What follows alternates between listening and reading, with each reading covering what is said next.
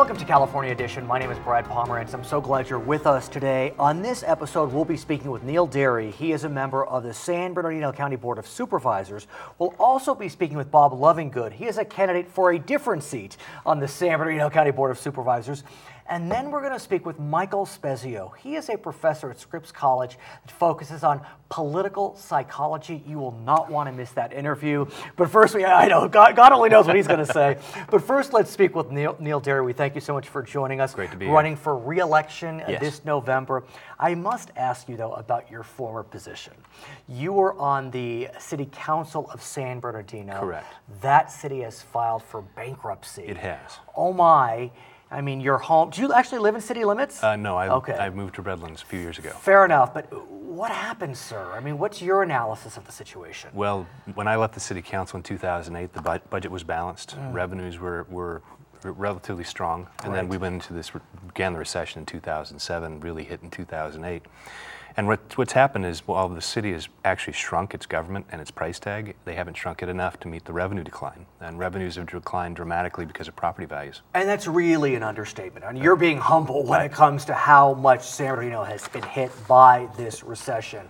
I know that sales tax is down 14%, property tax revenues down by a sixth since 2007. Property values have dropped 65% since 2006. Right. I mean, it truly is a revenue problem. It is a tremendous one.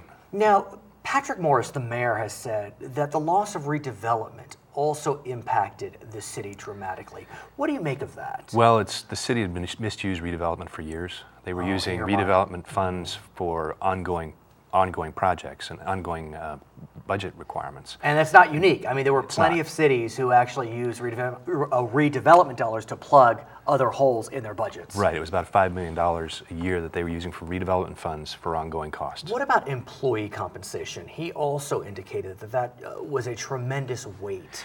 You know, I would have to compare the city of San Bernardino to a similar city like Ontario. Ontario has actually higher wages than the city of San Bernardino, but they're not in the same crisis. This really is a revenue issue for the city. It really has to do with property values and the lack of income in the city, the lack of jobs in the city. And that's something that I was focusing on as a city councilman, working at Norton Air Force Base, trying to bring businesses in. And I wanted to ask you that. How dramatic was that for the city to lose Norton Air Force Base? Well, that was 20 years ago. It was 10,000 jobs, direct and indirect, so it was a tremendous impact. Kaiser Steel closing down was a tremendous impact, as well as Santa Fe Railroad. But that was 20 years ago. And many cities have recovered. I'll use Ontario as an example again. Was in much worse shape than San Bernardino in the early 90s. They've completely recovered. The city of San Bernardino has had opportunities. I think it's a longer discussion. I could go into 4 hours. But let's talk about the county, because both San Bernardino County and Riverside County have been hit particularly hard by the downturn in the housing market. I mentioned property taxes dropping in the county. It's interesting that San Bernardino County's foreclosure rate is 3.5 times higher than the nation.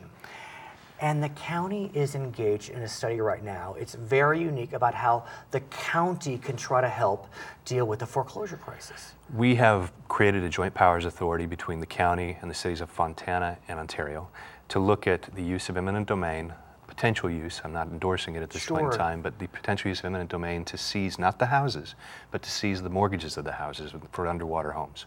That is quite unique. It's quite innovative. I didn't realize you were focused on the seizure of the mortgages. Yes. And the concept is that we'd have a private investor come in, finance that. We would be able to use eminent domain to take those notes, then go to the. Can you do that? I thought you were going to take the houses. No, that's what we're looking at. There's a huge constitutional question here, and I understand that. We're looking at it. But why not take the house? Well, because the house. Because you still have the note on the house. The mortgage still has to be paid off. I guess you're right. So you need to take. But you have to understand that the mortgage itself has already lost its value. Right. The banks and the investors have already taken the losses. The only person that hasn't gotten any advantage out of it is the homeowner, who's still paying the same overpriced mortgage they were paying before. If we were able to somehow get control of the mortgage, we go then to the homeowner, renegotiate their mortgage at their current value and at today's current rates. What I thought was interesting is that the Joint Powers Authority does not include Hesperia. And Hesperia was hit arguably harder than any city in the Inland Empire. Right. I mean, there were some areas in Hesperia where 7 out of 10 new homes were vacant, construction not concluded, foreclosed upon. Why didn't they join?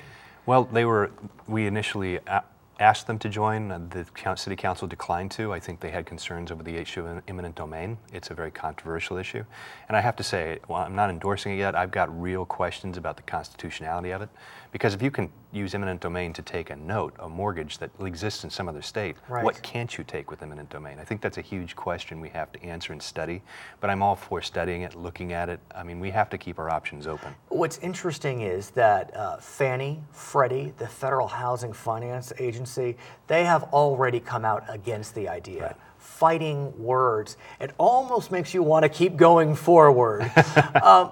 Why is there such a strong reaction? Well, I think it puts a question mark in the housing market and in the mortgage situation. Right. And I understand that. I've talked with both sides of the issue. We're still looking at this as it's a matter to study. There's no conclusive conclusions that have been drawn yet.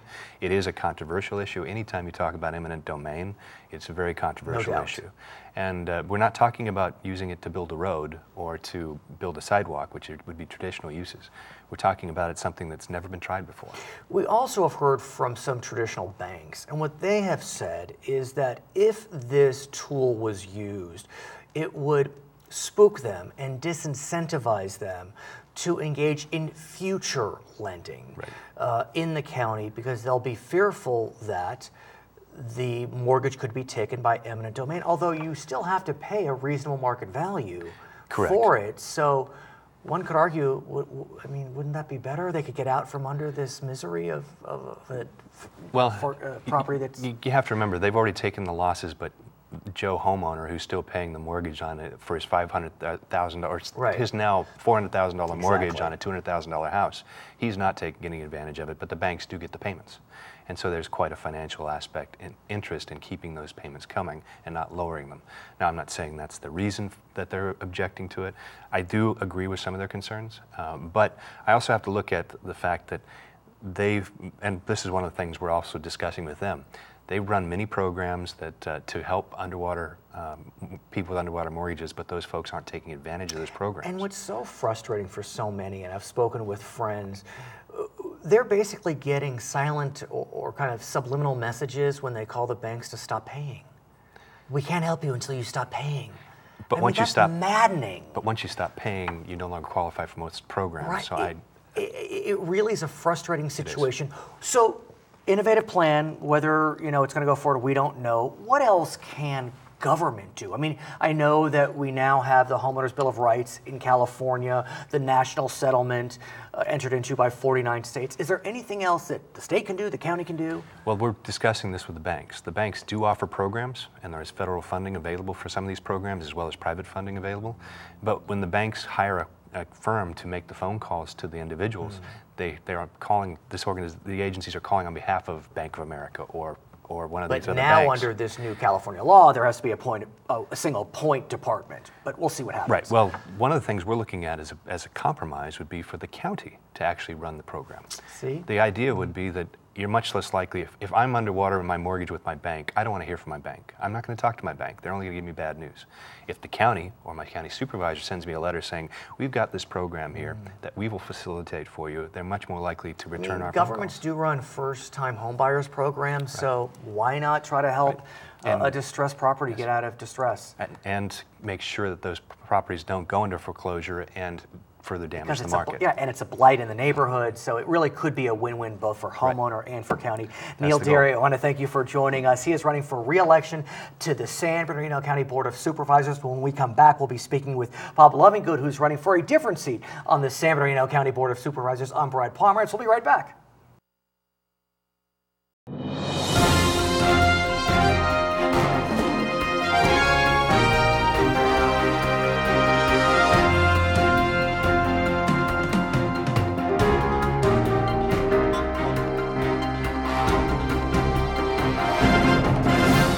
Welcome back to California Edition. I'm Brad Pomerance. I'm glad you're still with us. Our guest is Robert Lovingood. He is a candidate for the Board of Supervisors in San Bernardino County.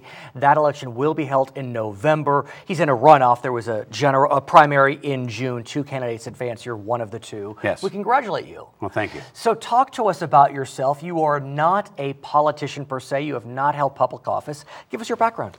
23 years in the staffing business in High Desert, started in 1989.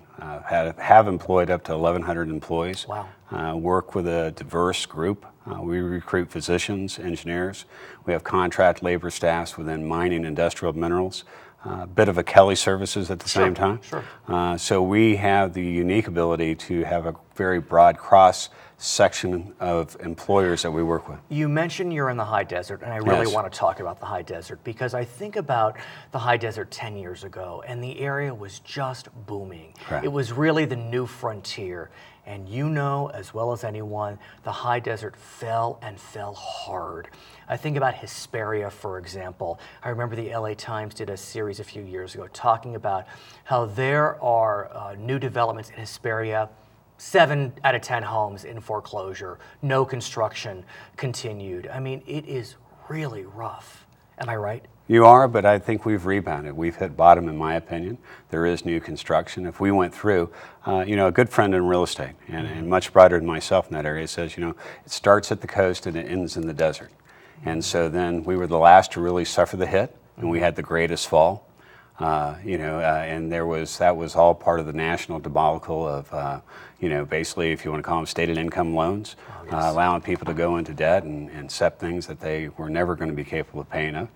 But we have hit the bottom. We have positive news that's occurring in the High Desert. And I have heard that. I have heard that there is a real sense that the High Desert has turned a corner. If you think of the Victor Valley generally, we see some positive developments. I believe some big box stores weren't going to open, but now they are going to open. And so that's no doubt good news. I do want to ask you about a really innovative plan. One could argue innovative, that is being floated by the Board of Supervisors in San Bernardino, the board with which you want to join. And that would be to have the county, I guess with a private partner, take homes that are in distress by eminent domain. And that would allow the county to therefore be the technical owner of the home, and then they can work out with the current resident. Really interesting plan. What do you make of that, sir? Well, one, I don't have all the information to have a complete informed decision, but any use of eminent domain in a private partnership, in my estimation, is going to be really resolved at some point from a legal standpoint. It'll be challenged. It'll be challenged. Is it worth understanding and learning and actually seeing the application? If there's a true benefit, because we are still stressed with thousands of foreclosures. Yeah, I think it's about 150,000 San Bernardino County homeowners owe more on their mortgages than their property is worth. And that's the entire county. I have to think a good portion of that is in the High Desert. I would assume. At least, our representatives, so I'd say at least 20% or above, based on population. The concern for some is that if banks know that the county could seize homes by eminent domain, they'd be less willing to engage in mortgages in those areas because they could lose out. So, look, there are pluses and minuses to any and every plan. Right. What's your sense of that? I mean, look, you're a businessman. I'd love to hear your thoughts. Well, when I say that, the things that I have been told by people that I think are more informed, that the lending institution has taken a zero game to this. So they will fight this too. I've heard that as well. So again, this is something that indirectly I would have to know more about, but where does it end up? I believe it's settled in the courts, and then the courts will make the decisions, because I think it'll be challenged on many different fronts. No doubt. Yeah. Yeah, I mean, I know that Fannie and Freddie have come out against it. Yes. But look, you got to give them credit for at least thinking out of the box. I do want to ask you about your county generally. Suffice it to say, it's had a few scandals over the last few years. One of the current members pled guilty to a misdemeanor. 2 former members have been indicted for felonies. These are members of the Board of Supervisors. San Bernardino's the Wild West, let's call it. Riverside, more genteel. San Bernardino County, a lot of Wild West behavior, I guess you could say. Talk to me about the decision on your part to enter a board, presuming you're victorious, that has really gone through a lot of ethical hiccups over the last few years. Well, I think there's two things that happen here. When I say that, I think now we've already had a shift. Those that have violated law, I think, will rightfully pay for that, and that's what they have to live with. I think collectively together that we have to look at collaborating and working in a different function to seize the assets of the First District. And when I mean seize, I mean the fact, develop them. We have our air issues sure. We have water, which is adjudicated. We have, if you look at a map of the actual San Bernardino County, we have the best opportunity for growth. Well, it's the largest county in the nation. Well, we have the lower 48. We export 60 to 80,000 people daily up and down the Cajon Pass. Think about the minerals. And, well, you're right, natural resources. But and we continue to construct to not allow the development. And that's what we have to work for. The only thing that's going to save this, and let me say that, the only thing that's going to save the state of California, is going to save San Bernardino County and the municipalities, is job creation, because it feeds everything. You take that out, which we have, which I can discuss, and look at the out-migration of business owners. You know, the target today is someone making $250,000. That target in 5 years will be someone making $150,000 as the ultra-rich. That doesn't qualify. And at the end, those people inherently that have succeeded, in my opinion, are a little sharp in the tool shed. They will find means and they will relocate. That's what we're losing. I do want to go back to the ethics scandal, because you are taking a major step. I mean, look, you run a successful business. You know, why have you chosen to enter what some call a real morass? Well, I believe in the part-time initiative. Public companies run that way today. The board can run that way. If we have the right CEO in place, which I believe we do, we can execute that. Well, let's talk about part-time legislators. And I guess the Board of Supervisors isn't technically a legislator, because, look, you're not the first to advocate for that. I'm not casting aspersions. I'm just saying we've heard this plan. And a lot of folks have mixed feelings about it. On the one hand, they feel as if the less time that the electeds are spending, the less time they have to mess things up. The flip side, though, is, look, San Bernardino, largest geographic county in the nation, lower 48, I should say. We need people, the argument goes, paying attention full time. We need people who are able to live on a salary that will allow them to pay attention full time. $60,000 a year, I mean, look, it's not chump change by any stretch, but it's a tough salary to live on, if you're a family of 4 or 5. And so how would you respond to those that would say that, look, you get what you pay for? I want to pay my elected official a living wage because I want him or her to be able to live, without worrying about getting a second job or having been a retiree or whatever it may be. Well, let's look where it truly works. Let's compare us to Texas. Let's look at the growth and the success there with statewide part legislation. We compare ourselves to Texas so often, and there is no doubt that Texas has some real advantages. Okay. But there's also a sense, they don't have the environmental protections that we have. Some would argue that's their benefit, that we're over-regulated. Certainly we are. Yeah. And we can really delve into the reality. Right. As people continue to lose their jobs in their homes, and on the misled perceptions of how we are choking industry, that will be the defining. As we close, I must ask you, how's it going, sir? I mean, your first run, this is a major office. I mean, Board of Supervisors, are you having fun? Are you miserable? What's your wife say? What do your kids say? I think it's great. My kids understand the value of wanting to give back. Sure. And they understand that's the reason for the outreach. There is no end game here, except for the fact that at the end, if we help our constituents and we make a difference in jobs, then we succeed. It's got to be very exciting. I'm very excited for you. I congratulate you on your success in the primary. His name is Robert Lovingood. He is running for the Board of Supervisors in San Bernardino County. Don't forget to vote in November. I'm Brad Pomerance. Thanks for watching California Edition.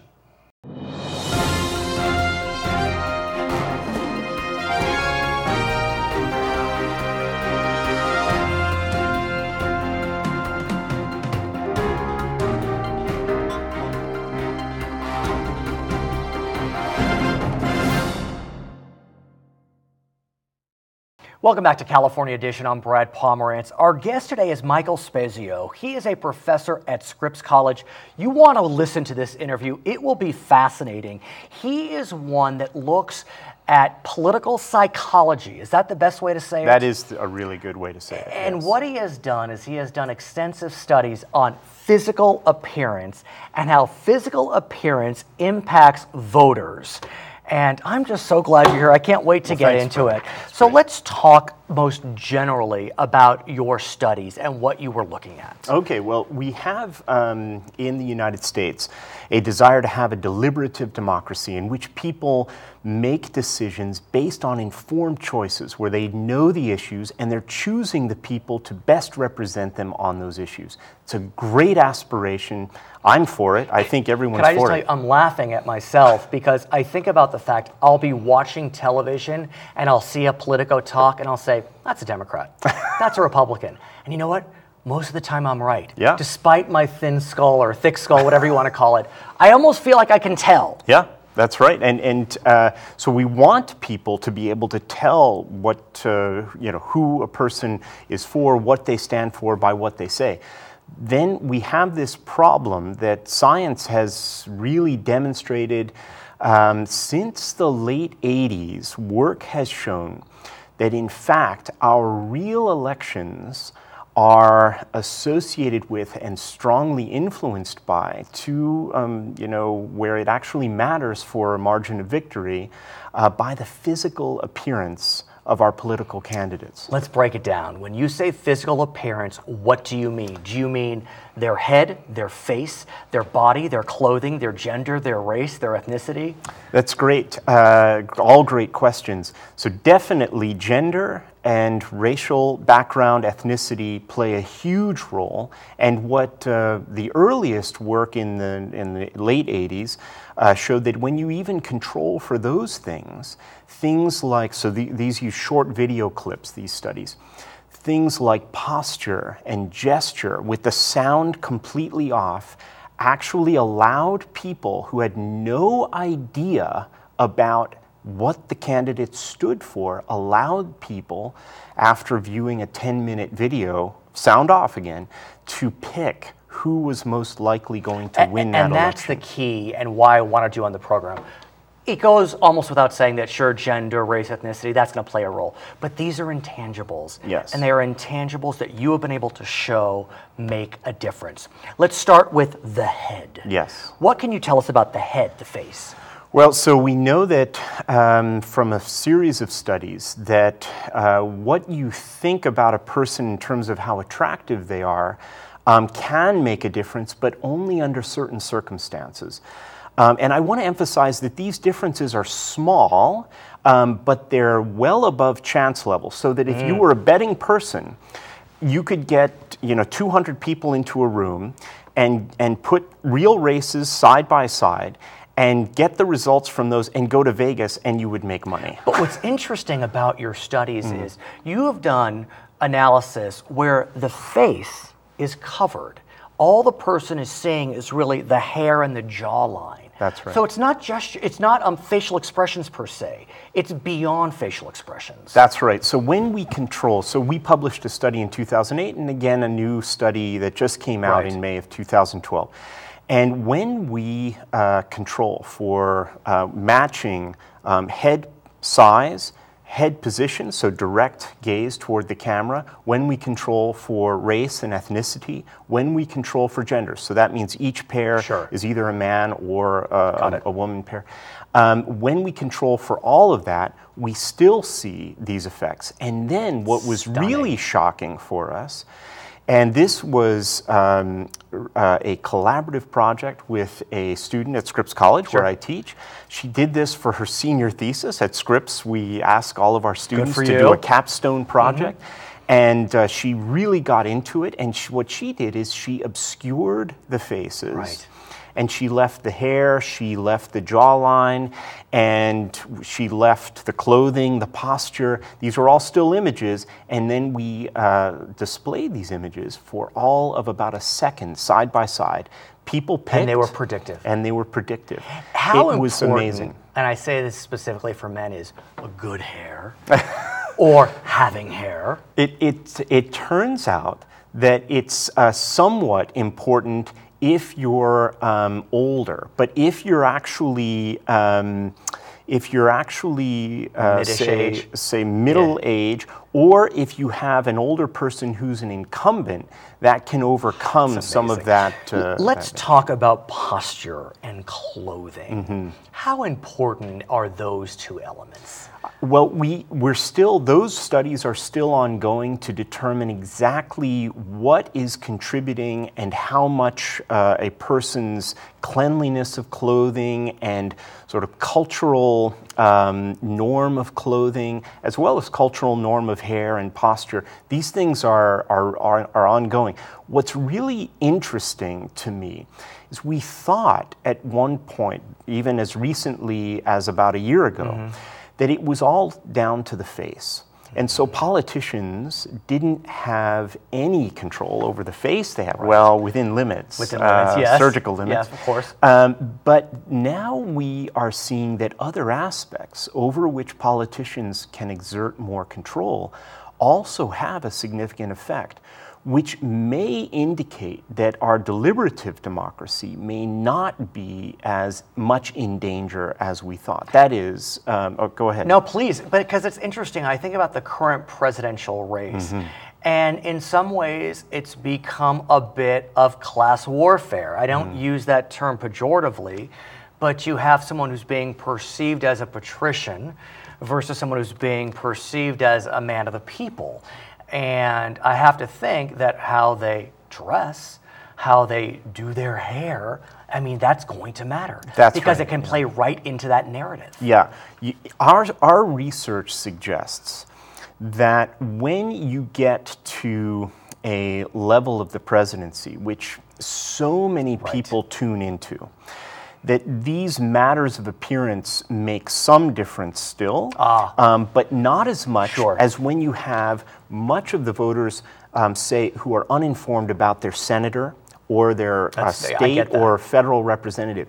It's really those voters who walk into the voting booth and they don't really know too much. It's funny, I don't mean to interrupt, but I remember when South Africa had its first election, they had pictures of the candidates. Bad idea. I was going to ask you, because it's a bad idea because what it does is it allows people a kind of alternative strategy to becoming informed. They think, we all think, and I include myself in this, we all think we can just look at a person's picture. And we see their smile, we see how genuine it is, we see their eyes, we see how intense their gaze is or so. And we think we have some clear window into how trustworthy they are, how competent they are, how deceptive they are. And honestly, that is unfortunately not so true. What about stature, height?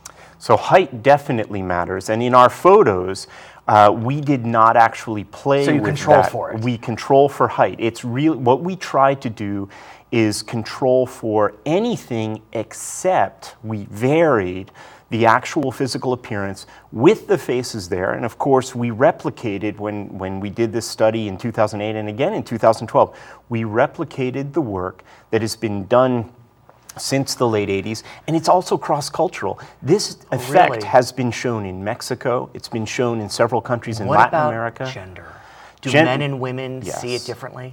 So in gender, it's typical that if you don't control for gender, men, when the people picking don't know anything about the candidates, men do better. And men are usually the reason that men do better. Men are more likely to pick men. Women are actually pretty much mostly even on that. Thank you so much for joining us. His name is Michael Spezio. He is a professor at Scripps College. My name is Brad Pomerance. Thank you so much for watching California Edition.